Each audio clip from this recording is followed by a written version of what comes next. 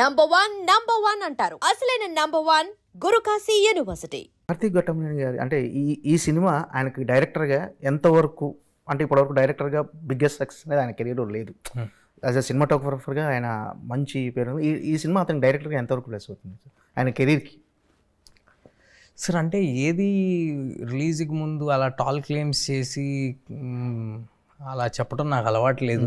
But నేనేం చెప్పగలనంటే కార్తిక్ గారు has delivered sincere effort లేకపోతే ఇలాంటి సినిమా, ఇలాంటి కథ, ఇలాంటి విజువల్స్ ఇంత పెద్ద స్పాన్లో ఇలా చేయలేరు ఎవరు. సో ఐ హోప్ దీని తర్వాత ఇలాంటి క్వశ్చన్స్ కార్తిక్ గారి గురించి ఎవరు అడగరని ఐ హోప్. Yeah okay. అంటే యాజ్ ఎ హీరోగా, యాజ్ ఎ కెరీర్కి మీకు అసలు పర్సనల్గా జాబ్ సాటిస్ఫాక్షన్ ఎంతవరకు ఇచ్చింది సార్ ఈ సినిమానా? సార్ ఆనెస్ట్గా నేను అసలు జాబ్ సాటిస్ఫాక్షన్ లేకపోతే నేను I will not even get in to it sir. ఎందుకంటే నేను ఒక 2-3 నాకు వచ్చిన సినిమాల్లో ఏదో ఒకటి సెలెక్ట్ చేసుకోవాలి అని ఒకటి సెలెక్ట్ చేసుకుని చేసే ధోరణి నాది కాదు. నేను ఆడియన్స్ అందరినీ థియేటర్కి వచ్చి చూడమని నా సినిమా అడుగుతున్నాను. నేను ఆ మాట అడిగేటప్పుడు నాకు చాలా కాన్ఫిడెన్స్ ఉండాలి, మీ టైంకి వాల్యుబుల్ ఎంటర్టైన్మెంట్ నేను ఇవ్వబోతున్నాను. సో డెఫినెట్గా ఈ సినిమానే కాదు ఏ సినిమా అయినా only if I'm excited I will ask, I will get in to the film. Yeah అంటే సార్ కొన్ని ప్రెస్ మీట్స్లో కానీ ఎక్కడైనా Q&Aలో కానీ అంటే ఈ సినిమాలో హై బడ్జెట్ ఫిలిము ఇది తేజ సజ్జా గారి క్యాన్వాసింగ్ చాలా పెద్ద క్యాన్వాసింగ్ అని మీ గురించి కొంచెం తక్కువ చేసి మాట్లాడినప్పుడు మీరు డెఫినెట్గా వాళ్ళకు కరెక్ట్గా కౌంటర్ ఇస్తున్నారు. ఈ సినిమాకి ఎవరు ఈ సినిమాకి ఎవరు బిఫోర్ సో అది నిజంగా మీరు క్యాజువల్గా అంటుందా లేదా హట్ అయ్యి డెఫినెట్గా ఇలా? అసలు నేనేం హట్ అవ్వను సార్, ఎందుకంటే దిస్ ఇస్ నేను చిన్నప్పటి నుంచి ఇక్కడే ఉన్నాను సార్. మన పెద్ద పెద్ద సూపర్ స్టార్స్ గురించే ఎంతో సొసైటీకి, సినిమా ఇండస్ట్రీకి సేవ చేసిన వాళ్ళ గురించే ఎలా పడితే అలాగా అందరూ మాట్లాడుతూ ఉంటారు. అవి బాధగా అనిపిస్తాయి. నా గురించి అడిగే వాటి గురించి నేనేమీ అనుకోను. ఎవరి డౌట్లు వాళ్ళకి అవతల వాళ్ళ మీద ఉంటాయి మనం పబ్లిక్ మీడియంలో ఉన్నప్పుడు. సో దాన్ని మన వర్క్తో ఆన్సర్ చేసుకుంటూ వెళ్ళాలి. టచ్ వుడ్ ఈ సినిమాకి ఓ కాన్ఫిడెన్స్ బిల్డ్ అయింది ఆడియన్స్ అందరిలో, అండ్ దాన్ని కూడా నిలబెట్టుకుంటానని కోరుకుంటున్నాను. Okay sir. హనుమాన్ టైంలో పెద్ద పెద్ద సినిమాల మధ్యలో రిలీజ్ అయింది. మీరు అనుకున్నారా హనుమాన్ అంత కమర్షియల్గా? అంటే ఇక్కడ నార్త్ బెల్ట్లో కూడా బిగ్గెస్ట్ సక్సెస్ అయింది పాన్ ఇండియా లెవెల్లో. నాకు తెలిసి అంత ఎవరు ఊహించని రేంజ్కి వెళ్ళిపోయింది ఆ సినిమా. మీరు ముందు అనుకున్నారు సార్ హనుమాన్ ఈ రేంజ్కి వెళ్తుందని? అసలు డెఫినెట్గా పెద్ద రేంజ్ సినిమా అవుద్ది అనుకున్నాను, కానీ అది ఏం పర్ఫామ్ చేసినా అంత అది ఎప్పుడు ఊహించలేదు సార్. అంటే నిజంగా కూడా నేను ఏదో ఇంత నెంబర్ చేయాలి అంత నెంబర్ చేయాలి ఏ సినిమాకి అలా పెట్టుకోను సార్. ఈ సినిమాకి కూడా అలాంటిది ఏం లేదు. నేను నా 100% ఎఫర్ట్ డెలివర్ చేసేంతవరకు ఉంటుంది. అది ఆడియన్స్కి నచ్చిందా లేదా అనేది నాకు ఇంపార్టెంట్. కొత్త ఎక్స్పీరియన్స్ ఇచ్చానా లేదా అనేది ఇంపార్టెంట్.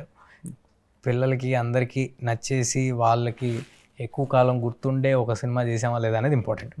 తద్వారా ఇలాంటి నెంబర్స్ ఇవన్నీ తోడైతే డెఫినెట్గా ఆనందమే. బట్ అది నా ప్రయారిటీ కాదు, అది ఎప్పుడు ఆలోచిస్తూ ఉండను. అంటే చైల్డ్ ఆర్టిస్ట్గా చేసిన హీరోలుగా మారిన తర్వాత సక్సెస్ రేట్ అనేది చాలా తక్కువ సక్సెస్ అయిన వాళ్ళు. సో మీరు ఆ వర్గంలో అంటే ఒక రకంగా ఒక వర్గానికి ఇన్స్పిరేషన్ మీరు. సో మీకు అనిపించిందా అరే నేను మంచి పొజిషన్లోనే ఉన్నా, ఎలాంటి బ్యాక్గ్రౌండ్ లేకుండా ఒక మంచి పొజిషన్లో ఉన్నాను? లేదు సార్, ఇంకా ఐఎమ్ నాట్ ఎట్ దేర్. చాలా చాలా ఎత్తుకెదగాలి. బట్ ఒకటి మాత్రం I'm very very happy and చాలా నాకుండే సాటిస్ఫాక్షన్. చాలా దూరం వచ్చాం, మనం బయలుదేరిన దగ్గర నుంచి చాలా దూరం వచ్చాం అనే ఒక సాటిస్ఫాక్షన్, హ్యాపీనెస్ నేను స్వతహాగా బిల్డ్ చేసుకున్నా, అడుగులో అడుగు నేనే బిల్డ్ చేసుకున్నా అనే ఒక సాటిస్ఫాక్షన్ అయితే ఉంది. బట్ ఇంకా మనం వెళ్ళాల్సిన స్థాయికి ఇంకా చాలా దూరం ఉంది సార్. అంటే స్టార్ హీరోలతో చైల్డ్ ఆర్టిస్ట్గా కలిసి చేశారు. స్టార్ హీరోలతో చాలా మందితో కలిసి, చిరంజీవి గారితో, నాగార్జునతో, అందరితో కలిసి చేశారు. ఇప్పుడు మీరు ఒక పాన్ ఇండియా హీరోగా, అంటే మీరు ఒప్పుకున్నా ఒప్పుకోకపోయినా మీరు pan India hero as of now. So వాళ్ళ దగ్గర నుంచి వచ్చే కాంప్లిమెంట్స్ కానీ ఎలా ఉంటాయి సార్? అంటే వాళ్ళు మీరు కలిసినప్పుడు మీకు ఇచ్చే కాంప్లిమెంట్స్? ఇలా అందరూ చాలా ఎంకరేజింగ్గా ఉంటారు సార్. అందరూ చాలా ఎంకరేజింగ్ ఉంటారు, ఆనందిస్తారు. వాళ్ళ ముందు చిన్నప్పటి నుంచి వాళ్ళ ముందు పెరిగాను కాబట్టి డెఫినెట్గా it'll all be very encouraging. ఈ మిరాయి సినిమాలో మనోజ్ గారితో కలిసి యాక్ట్ చేయడం ఛాలెంజింగ్ అనిపించిందండి?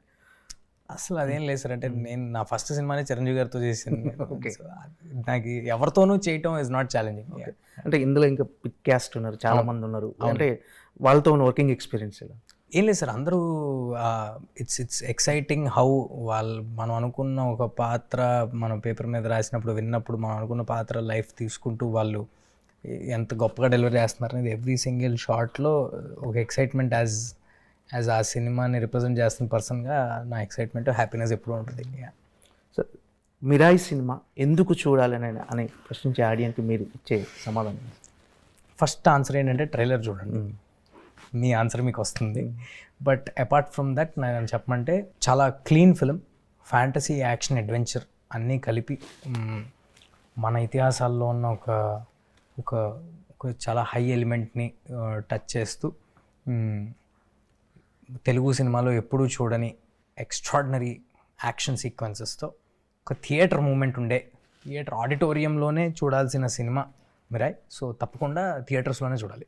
అంటే పర్సనల్గా మీకు ఫాంటసీ ఇతిహాసాల నుంచి పాయింట్స్ తీసుకొని కథలుగా చెప్పడం ఇష్టం అని చెప్పారు. ఎందుకని సార్? ఎందుకని అంటే ఏమో సార్, చాలా మందికి ఒక కమర్షియల్ యాక్షన్ ఎంటర్టైనర్లు, ఒక చేజింగ్ ఇలా ఒక ఇలాంటి సినిమాలు చేయాలంట, కానీ ఒక ఫాంటసీ ఇతిహాసాల్లోనే ఎక్స్ప్లోర్ చేయని విషయాల్ని ఎవరు ఎక్స్ప్లోర్ చేయలేదనేనేమో. ఓకే, అందుకేనేమో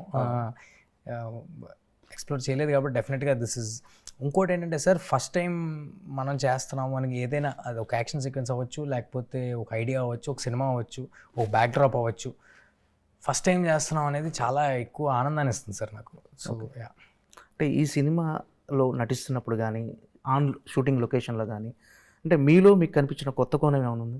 ప్రతి సినిమాకి నాకు భయంగా ఉంటుంది సార్. ఫస్ట్ డే వెళ్ళేటప్పుడు ఎన్ని సినిమాలు చేసినా వేరే వాళ్ళతో యాక్ట్ చేయడం గురించి భయం ఉండదు, బట్ డైరెక్టర్ అనుకున్నట్టు నేను డెలివరీ చేయగలుగుతానా లేదా అనే భయం ఉంటుంది. ఆ కాస్ట్యూమ్ వేసుకుని ఆ గెటప్లోకి వెళ్ళి అక్కడికి వెళ్ళి ఆ కెమెరా ముందు నుంచి వాళ్ళు ఇచ్చిన లైన్స్ని డెలివరీ చేసిన తర్వాత నాకు నేను కొత్తగా కనిపిస్తుంటే, ఈడిలాగా ముందు సినిమాల్లో లేడు, ఇప్పటివరకు చేసిన సినిమాలో ఇలా లేడు అని కనిపిస్తే అప్పుడు then I will be satisfied. So అలా అడిగితే డెఫినెట్గా ప్రతి సినిమాలో నేను కొత్తగా కనిపిద్దామనే ప్రయత్నమే.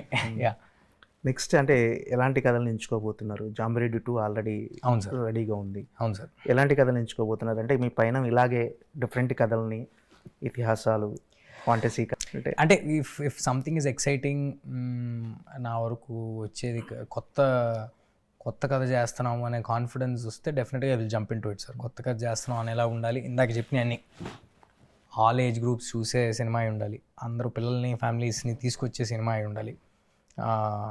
సో అలాంటి వాటి కోసం వస్తే అది కామెడీ సినిమా అయితే కామెడీ సినిమా, అది ఫ్యాంటసీ అయితే ఫ్యాంటసీ, లేదా దాంట్లో డివోషనల్ టచ్ ఉంటే అలాంటి సినిమా.